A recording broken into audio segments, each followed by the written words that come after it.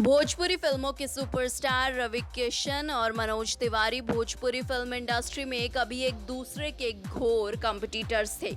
दोनों सुपरस्टार थे और दोनों के बीच फिल्म के सेट पर उनके ईगो कलेश की वजह काफी विवाद होता रहता था। आपको बता दें, इस बात का जिक्र दोनों कलाकार ने मशहूर comedy show the Kapil Sharma show के सेट पर किया। शो पर मनोज तिवारी और रवि किशन बतौर मेहमान पहुंचे थे। दोनों के बीच 36 का आंकड़ा क्यों था और दोनों ने साथ में मुट्ठी भर ही फिल्में क्यों किए, इस बात का खुलासा शो पर हुआ।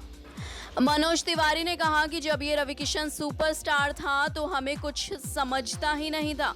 मनोज तिवारी बताते हैं, जब हम केवल गाना गाते थे उस समय सिंगर्स की वैल्यू ज्यादा थी। तब रवि किशन ही इकलौते भोजपुरी सिनेमा के सुपरस्टार थे। मनोज तिवारी कहते हैं, जब ये सुपरस्टार था तो हम लोगों को कुछ नहीं समझता था। जब मैंने फुल फेज फिल्म की और सिल्वर जुबली हुई तो इन्होंने मुझे काफी सम्मान दिया और ये मुझसे मिलने गेस्ट हाउस आए थे।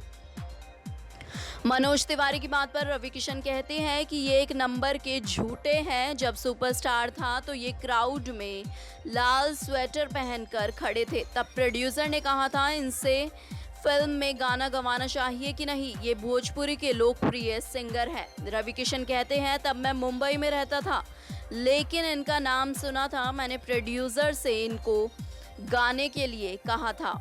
मनोज तिवारी संग ज्यादा फिल्में नहीं करने के सवाल पर किशन कहते हैं, हम दोनों में 36 का आंकड़ा था क्योंकि हम दोनों सुपरस्टार्स थे और दोनों की फैन फॉलोइंग का अपना एक अलग लेवल था।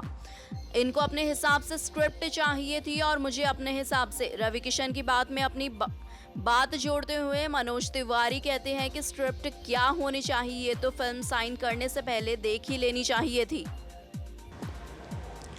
लेकिन जो सेट पर ही स्क्रिप्ट से पहले ही बदलने लगे तो फिर उनको नमस्कार।